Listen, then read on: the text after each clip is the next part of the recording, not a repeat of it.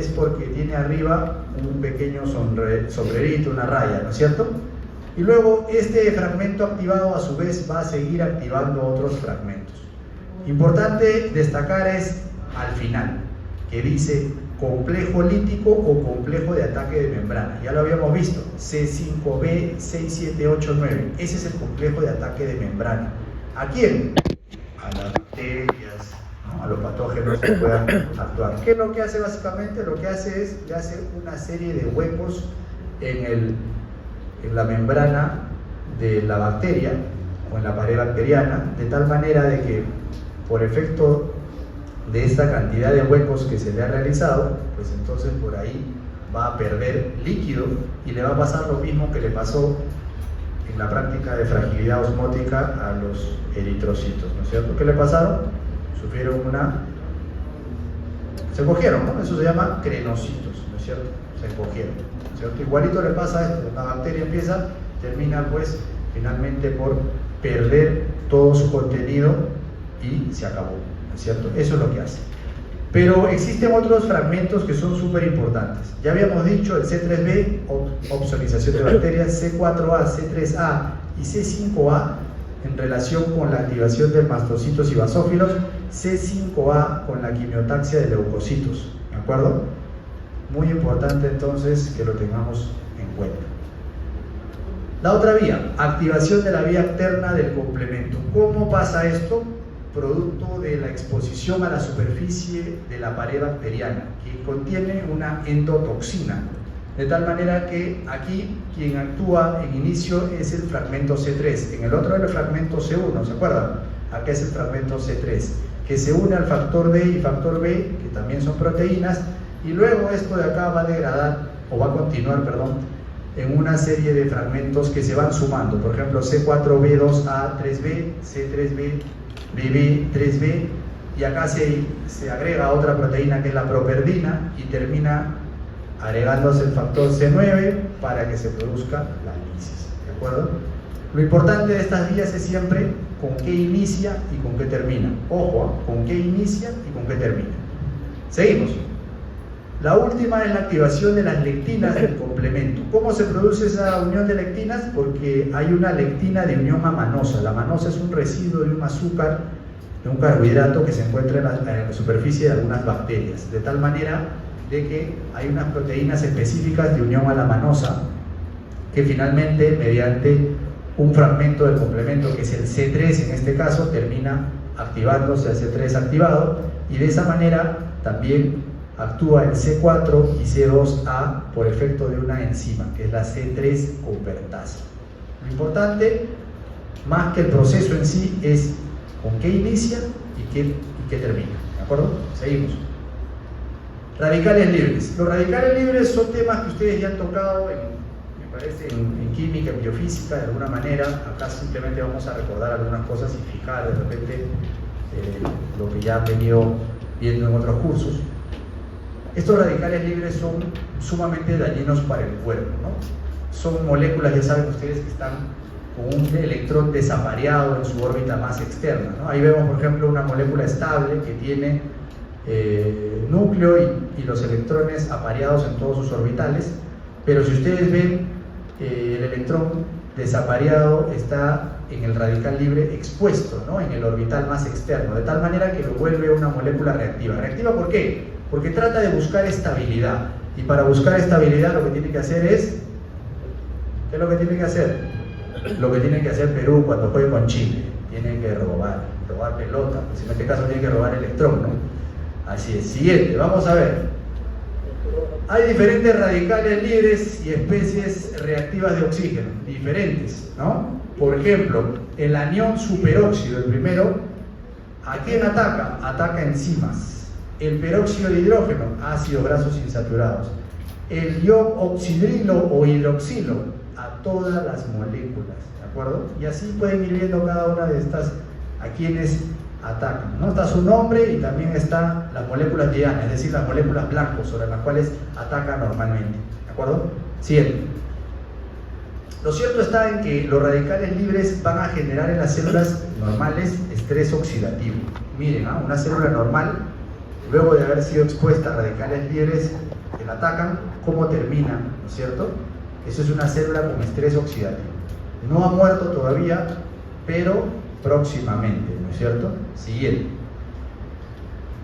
Hay diferentes formas de producirse los radicales libres y por supuesto lo más temible de esto es que los radicales libres pueden generar daño al ADN de cada uno.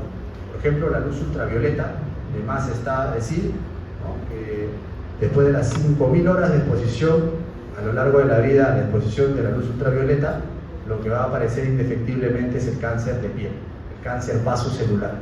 Entonces, si no te gustaba usar bloqueador, si no te gustaba protegerte del sol, es una buena medida para que lo hagas. Porque 5000 horas parece mucho, pero si ahorita tienes 20 años y te gusta la playa full,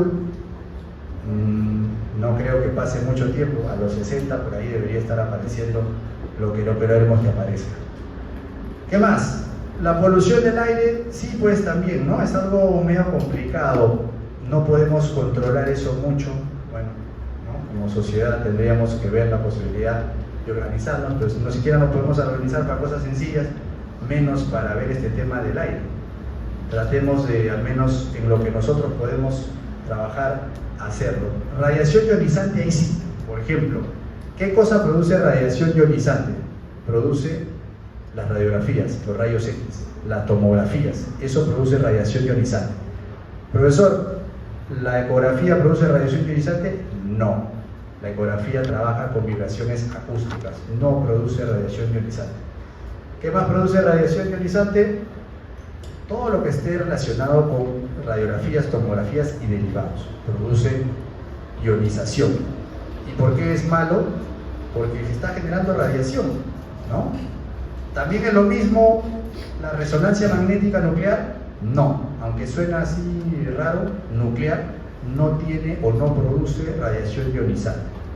¿De acuerdo? El resonador es como si fuera un gran imán y no produce radiación ionizante. Entonces, ¿por qué no pedimos resonancia a todos los pacientes? Porque el costo es sumamente diferente, ¿no? Una resonancia está en promedio, no sé, más de 500 soles, en la más barata que puedan conseguir, y una radiografía 100 soles. Entonces, definitivamente es por un tema económico. También es cierto de que la tomografía visualiza mejor, al igual que la radiografía, visualiza mejor las partes óseas, los tejidos duros, ¿de acuerdo? Si quiero ver una fractura, entonces pediré una radiografía, y si no lo veo bien, pediré una tomografía, ¿no es cierto? Si hablamos de que quiero ver el cerebro, ¿no es cierto?, entonces pediré una resonancia magnética nuclear, ¿no? Si quiero ver el cerebro, algo específico, una parte blanda, una resonancia magnética. Tengo duda de una mamografía, que también viene haciendo como una radiografía, pero más especializada. ¿Qué pido? Lo siguiente a pedir es una resonancia. Entonces, siempre es un examen que va después de los otros exámenes, ¿no? Bueno, si tienen las posibilidades, de repente podría hacerse antes, pero ya saben la realidad de nuestro medio, por lo tanto, siempre se opta por lo primero. Cada vez las radiografías tienen menos radiación, eso es cierto. O sea, los tomógrafos y las imágenes de radiografía digital emiten menos radiación, pero igual emiten, por si acaso. Y en las tomografías también. Esto es muy importante porque a veces, ¿no?, los familiares siempre están, no voy a tomar mi tomografía de control, si quieren tomar la tomografía de control. El problema es que la radiación se va acumulando y después de un tiempo termina desencadenando problemas de tipo cáncer, sobre todo cáncer relacionado a la sangre, leucemias, muy frecuente.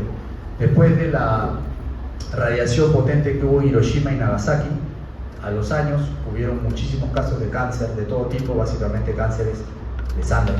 Se confirmó también lo mismo cuando pasó el desastre en Chernóbil, ¿no? ¿Dónde fue lo de Chernóbil? ¿Qué año? ¿Dónde? Averiguo, pues. La cosa es que allá por el año 87 ocurrió este desastre nuclear también. Y bueno, mucha gente, muchas delegaciones, incluyendo de Perú, fueron, ¿no? Médicos fueron allá. El asunto está que después de 25 o 30 años, estos médicos, estas delegaciones hicieron cáncer por efecto de la radiación. Entonces, aquellas personas que vayan a trabajar en esto, que vas a ser médico radiólogo, ¿no? Vas a estar relacionado con esto, te dan un equipo de protección especial. Tiene un equipo de protección, básicamente tiene que ver con plomo, una placa de plomo de 5 milímetros para que no pase la radiación. Aún así pasa ya, pero es mínimo, es mínimo.